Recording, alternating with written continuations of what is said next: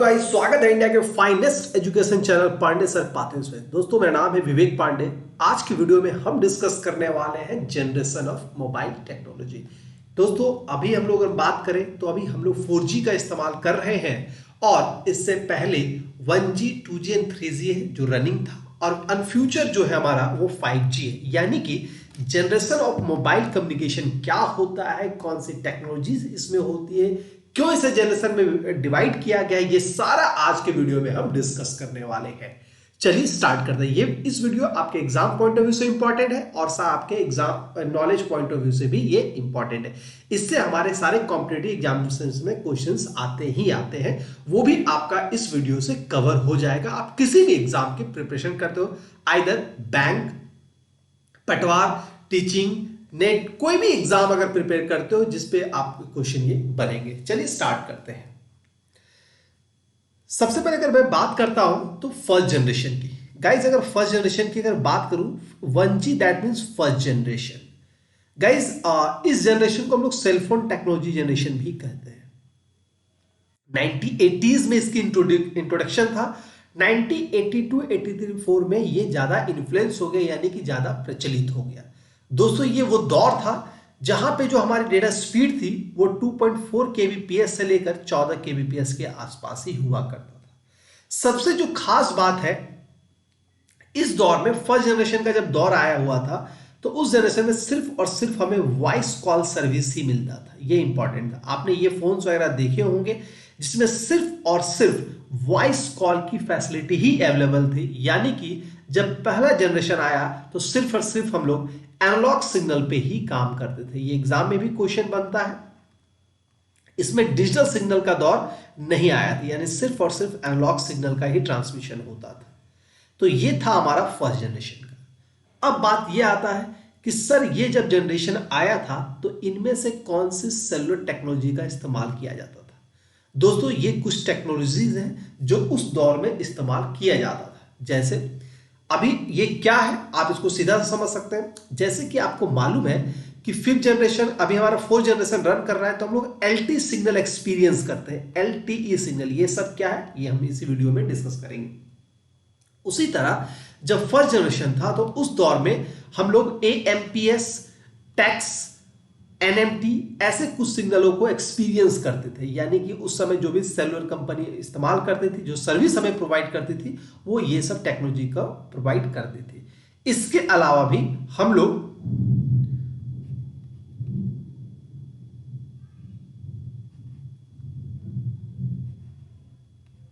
FDMA और साथ ही साथ TDMA टेक्नोलॉजी का भी उपयोग करते हैं। यानी कि फ्रीक्वेंसी डिवीजन मल्टीपल एक्सेसिंग और टाइम डिवीजन मल्टीपल एक्सेसिंग। यानी कि सिग्नल का जो डिवीजन होता था वो फ्रीक्वेंसी के आधार पर और टाइम के आधार पर। तो ये कुछ टेक्नोलॉजी है जो उस दौर में इस्तेमाल किया जाता था। और यहां पे सिर्फ स्पीड जो है हमारा वो 2.4 kbps से 14 kbps के आसपास एक्सपीरियंस करते थे। इस जनरेशन में हमें डिजिटल सिग्नल का ट्रांसमिशन नहीं देखने को मिला, इसीलिए इसे सेलफोन जनरेशन भी कहा गया, क्योंकि सिर्फ और सिर्फ यहां पे एनालॉग सिग्नल यानी कि वॉइस सिग्नल का ही प्रचलन ज्यादा हुआ करता था। क्लियर है? आई होप सो ये समझ में आ गया होगा। मैं आपको बता दूं कि भारत में जो सबसे पहला सेलुलर कंपनी था, अभी आपने जियो वगैरह का नाम सुना होगा, सेलुलर कंपनी जो भारत में आया था वो नाम था हमारा VSNL। ठीक है, विदेश संचार निगम लिमिटेड। ठीक है, चलिए, तो ये भी आप पॉइंट लिख सकते हैं, राइट डाउन कर सकते हैं, आपके एग्जाम पॉइंट से इंपॉर्टेंट। तो फर्स्ट जनरेशन क्या इंपॉर्टेंट याद रखना है, सर्विस क्या मिलता था, वॉइस सर्विस मिलता था। इसकी स्पीड क्या हुआ करती थी, तो ये इसकी स्पीड हुआ करती थी। दो चीज। तीसरा पॉइंट क्या है, जनरेशन का जो ईयर है वो कम नहीं पूछा जाता है। इसलिए नहीं पूछा जाता है क्योंकि इंट्रोडक्शन और इसका प्रचलन, ये दोनों में 1-2 साल का गैप आता है, इसलिए 80s का दौर हम इसे कहते हैं। और जो टेक्नोलॉजी है इससे क्वेश्चंस बनता है, तो टेक्नोलॉजी याद रखिएगा क्या है, तो हमारा AMPS, टैक्स, खासकर इसके फुल फॉर्म्स हैं जो हमारे एग्जाम पॉइंट ऑफ व्यू से इंपॉर्टेंट होते हैं। तो I hope so first generation का कंप्लीट इंफॉर्मेशन आपको समझ में आ गया होगा। यह दौर चला, 80s का दौर खत्म हुआ, उसके बाद आया 90s का दौर, 91 हम कह सकते हैं। 90s का दौर आया और ये वो दौर था जहां पे हम और आप जैसे लोग एक्सपीरियंस कर रहे थे ज्यादा। पहले जब फर्स्ट जनरेशन का दौर था तो सिर्फ अपर क्लास लोग ही एक्सपीरियंस कर पा रहे थे, लेकिन जब सेकंड जनरेशन का दौर आया तो मिडिल क्लास फैमिली भी मोबाइल फोन इस्तेमाल करने लगा। ठीक है, ये सबसे बड़ा इंपॉर्टेंट पॉइंट था। 1991 में इसका इंट्रोडक्शन था। स्पीड 14 kbps से 64 kbps तक वेरी कर गई। सिग्नल की बात करें तो अभी तक सिर्फ हमारे पास एनालॉग सिग्नल ही था, लेकिन ये वो ऐसा दौर था जिसमें सिग्नल हमें डिजिटल फॉर्म में भी देखने को मिले। चूंकि डिजिटल फॉर्म में सिग्नल आ चुका था तो सर्विस हमारा क्या बढ़ गया, तो हमें टेक्स्ट मैसेज भी हम लोग देखने को मिले। याद होगा 2G का जो दौर था, उस दौर में हम लोग टेक्स्ट मैसेज सर्विसेज भी इस्तेमाल करते थे। आप लोगों ने जब गूगल इमेज वगैरह इस्तेमाल किया होगा, किसी ने अगर इस दौर में किया होगा, तो दोस्तों हम लोग याद होगा कि इमेजेस वगैरह का ओपन ज्यादा किया करते थे। इमेज ही चलता था, गूगल इमेज वगैरह ज्यादा एक्सपीरियंस किया कर, टेक्स्ट ज्यादा चलता था। गूगल में भी अगर उस दौर में कोई सर्च करता इंटरनेट में तो सिर्फ टेक्स्ट कंटेंट ही मिलता। विकिपीडिया हम लोग पढ़ लेते थे। यही सब चीज था जो इस दौर में चलता था, यानी 90s के दौर में चलता था।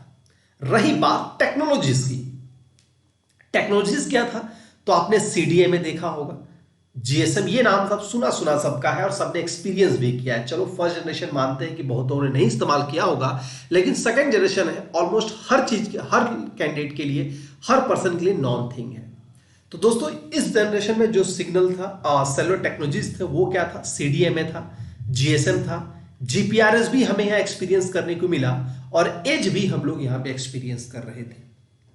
आपने नोटिस किया होगा कि 2G का जो हम लोग स्मार्टफोन इस्तेमाल करते थे उसमें ई सिग्नल लिखा हुआ करता था। ई दैट मींस एजी हुआ होता था। अब है इसमें अंतर क्या है गाइस, सबसे बड़ा अंतर इसमें यही है कि हर, जैसे मैंने यहां पे स्पीड लिखा है 14 kbps से 64 kbps, तो हर सिग्नल में क्या होता था, स्पीड जो है, जो डेटा ट्रांसफर स्पीड है वो हमारा वेरी करता था। ठीक है, तो यही सबसे बड़ा अंतर है। आपने कहीं कहीं ये भी पढ़ा होगा कि एज को 2.5 जनरेशन भी कहा जाता है। तो बस कोई बहुत बड़ा फर्क नहीं था, बस यही था कि सीडीएमए या जीएसएम से एज की जो डेटा ट्रांसफर स्पीड थी वो अधिक थी। यही वजह है कि इसे 2.5 जनरेशन भी कहा जाता था। क्यों कहा गया? सबसे पहला बात है कि कुछ फीचर जो 2G का तो था ही, और कुछ और फीचर जो है वो 3G का भी ये फीड कर लिया, इसीलिए 2.5 किया। कौन सा फीचर? तो एज आया तभी हम लोग ये इमेजेस वगैरह यूज करना स्टार्ट कर दिए। इमेजेस वगैरह, गूगल इमेज, यानी इंटरनेट थोड़ा एक्सपीरियंस जो है हम लोग का, वो एज आने से हम लोग इस्तेमाल करने लगे, इसीलिए इसे 2.5 भी कहा जाता है। बस यही एक सबसे बड़ा रीजन है कि एज को 2.5 कहा जाता है। ठीक है, क्योंकि इंटरनेट का जो चलन है यहां से ब्रॉड, अपना एक ब्रॉड की ओर जाने लगा। ठीक है, अब दूसरा इंपॉर्टेंट है, ये सब की फुल फॉर्म्स है वो आपके एग्जाम पॉइंट ऑफ व्यू से इंपॉर्टेंट होते हैं। जैसे सीडीएमए, गाइज मैंने 1G में पढ़ाया था कि वहां पे टीडीएमए था और एफडीएमए था, यानी टाइम डिवीजन मल्टीप्लेक्सिंग और फ्रीक्वेंसी डिवीजन मल्टीप्लेक्सिंग। उसी तरह सीडीएमए हम लोग इस्तेमाल करते थे। आपको याद होगा रिलायंस का फोन आता था जिसमें इनबिल्ट सिम हुआ करता था और सिम को हम लोग चेंज नहीं कर सकते थे, तो उसे हम लोग सीडीएमए कहते थे। क्यों क्यों कहा जाता था? क्योंकि सीडीएमए का मतलब होता है कोड डिवीजन मल्टीप्लेक्सिंग। कोड यानी device inbuilt device signal technology था। Code division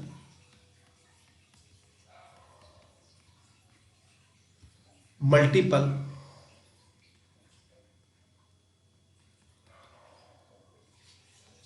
access. ठीक है, code division multiple access, clear है? जीएसएम को कहा जाता था global system for mobile communication, for mobile communication.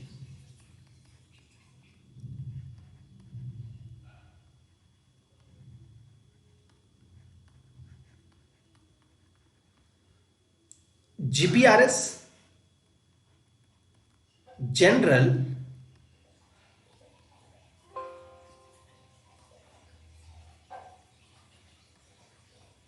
Packet radio service, general packet radio service.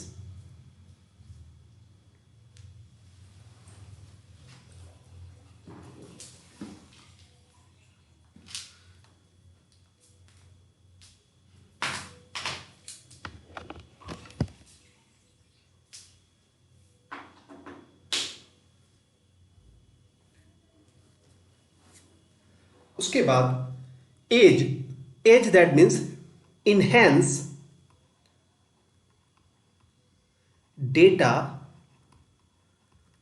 For GSM evaluation, यानी GSM का ही एक्सटेंडेड फॉर्म था इवेल्युएशन। ये चीज इंपॉर्टेंट है, ठीक है। तो गाइज ये था 2G का दौर, यानी जब सेकंड जनरेशन आया, सॉरी यहां पे जब सेकंड जनरेशन का दौर आया दोस्तों, तो उस दौर में हमें क्या एक्सपीरियंस करने को मिला। हमें वॉइस मैसेज तो पहले ही मिलते थे, अब हम लोग टेक्स्ट मैसेज पे भी काम करने लगे, हम लोग इमेजेस वगैरह पे भी काम करने लगे। और टेक्नोलॉजी का जो दौर था वो CDMA, GSM, GPRS, ये सब हम लोग एक्सपीरियंस करने लगे। ये वो दौर था जहां पे धीरे धीरे स्मार्टफोन इंट्रोड्यूस होने लगा। स्मार्टफोन नहीं कहेंगे, मल्टीमीडिया फोन है वो इंट्रोड्यूस होने लगा था। हम लोग धीरे धीरे ऑडियोज की ओर जाना स्टार्ट कर दिए थे।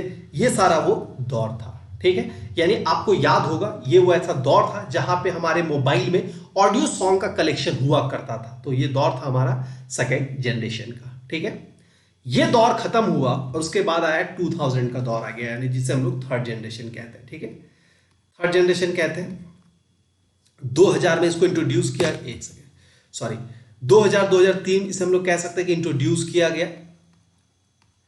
स्पीड है वो अप टू 2 Mbps से ये कमिटेड था कि यहां तक हम स्पीड देंगे, ठीक है। स्पीड जो है वो कंट्री वाइज अलग अलग वेरी भी करता है, लेकिन इसका जो कमिटेड स्पीड था वो 2 Mbps था। और सारे दूसरे देशों में ये स्पीड है वो एक्सपीरियंस किया गया था। हम लोग के देश में तो 1 Mbps भी आने में मुश्किल था, ठीक है।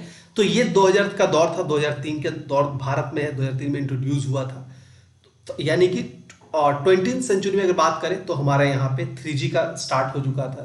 स्पीड की अगर मैं बात, सर्विस की अगर मैं बात करूं तो हमारा वॉइस कॉल तो था ही, टेक्स्ट मैसेज था ही, साथ ही साथ हम लोग वीडियो मैसेज भी एक्सपीरियंस करने लगे। और ये वो दौर था जहां पे मल्टीमीडिया फोन है वो पूरे फुल फेज में मार्केट में आ चुका था। यानी अब हम लोग अपने मोबाइल पे वीडियो भी एक्सपीरियंस अच्छे तरीके से करना स्टार्ट कर दिए थे। यानी कि सिर्फ ऑडियो तक ही सीमित नहीं था हमारा मोबाइल फोन, अब हमारे मोबाइल फोन में ऑडियो एंड वीडियो दोनों की फैसिलिटी अवेलेबल हो चुकी थी। रही बात टेक्नोलॉजी की, तो आपको याद होगा, आपने अगर यूज किया है तो आपके मोबाइल में 3 तरह का सिग्नल हुआ करता था। या तो 3G लिखा हुआ करता था, या तो H लिखा हुआ होता था, या तो H+ लिखा हुआ करता था, ठीक है। 3G that means UMTS, H that means ये हमारा H था, ये हमारा 3G वाला था, और ये हमारा H+, ठीक है। तो ये 3 सिग्नल था जो हम लोग वहां पे एक्सपीरियंस करते थे, आपने ये देखा भी होगा। अब मैं बात करता हूं कि सर ये है क्या। सिंपल सा बात है, तीनों में बस फर्क यही है कि सबकी जो ट्रांसफर स्पीड है वो हमारा अलग अलग हुआ करता था। चूंकि स्पीड अलग हुआ करता था, इस वजह से हमारे पास सर्विस जो है वो भी हमें एक्सटेंडेड फॉर्म में मिला करता था, ठीक है। मैं उम्मीद करता हूं ये समझ में आ गया होगा, ठीक है। ये था 3G का दौर। अब रही बात इसके फुल फॉर्म की, तो गाइज UMTS का मतलब होता है यूनिवर्सल मोबाइल टेलीकम्युनिकेशन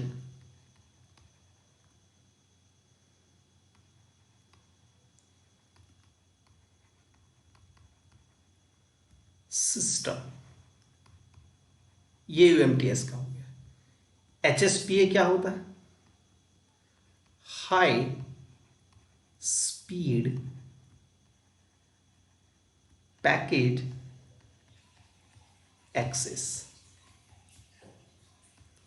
HSDA पे high speed data packet access, बस यही एक चेंज हुआ था, high speed data packet access. तो ये 3G का दौर था। 3G में हम लोग वॉइस कॉल, टेक्स्ट में से वीडियो वगैरह भी हम लोग इस्तेमाल करना स्टार्ट कर दिए थे। ये दौर चेंज हुआ और आ चुका 2009 का दौर हुआ, और हमारा 4G आ गया जो 200 Mbps के आसपास स्पीड कमिट करता है, ठीक है। लेकिन हम लोग तो इसको 1/10 ही है जो एक्सपीरियंस कर पाते हैं। तो दोस्तों रही बात 2009 के आसपास से इंट्रोड्यूस किया गया था। अभी जो हमारे देश में चल रहा है, अगर मैं बात, ये कमिटेड स्पीड है, ठीक है, लेकिन अभी हमारे देश में जो चल रहा है अगर मैं बात करूं तो कहीं ना कहीं हम लोग 6 से 7 Mbps जो जियो का है, और 6 से 7 Mbps जो जियो बोलता है डाउनलोडेड हम यहाँ इतना तक देते हैं। एयरटेल की बात करें तो एयरटेल हमारा 3.6 के आसपास देता है। तो ये जो सर्विस है ये हमारे देश में यही है, यानी मैंने बोला ना कि 110 ही हम लोग है जो एक्सपीरियंस करते हैं। तो दोस्तों ये हमारे स्पीड की बात करें यहाँ पे। अब आते हैं सर्विस के पॉइंट पे जो सबसे ज़्यादा इंपॉर्टेंट है। 4G में हमें वॉइस कॉल तो था ही पहले से, फिर टेक्स्ट मैसेज मिला, वीडियो मिला, अब हम लोग लाइव वीडियो और वीडियो कॉल एक्सपीरियंस करने लगे। आप अपने व्हाट्सएप को ही एक्सपीरियंस करो या फिर अपने फेसबुक एक्सपीरियंस करो।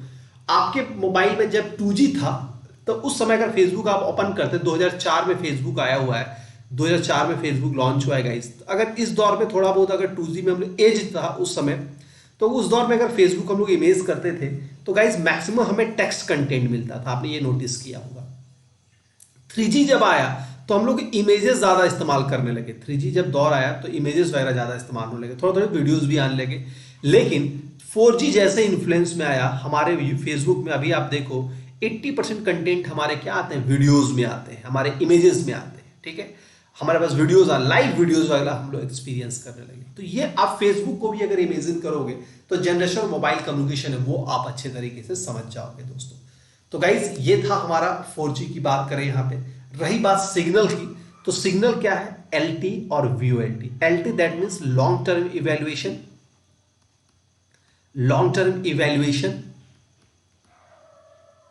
और VoLT that means voice over long term evaluation, voice over long term evaluation.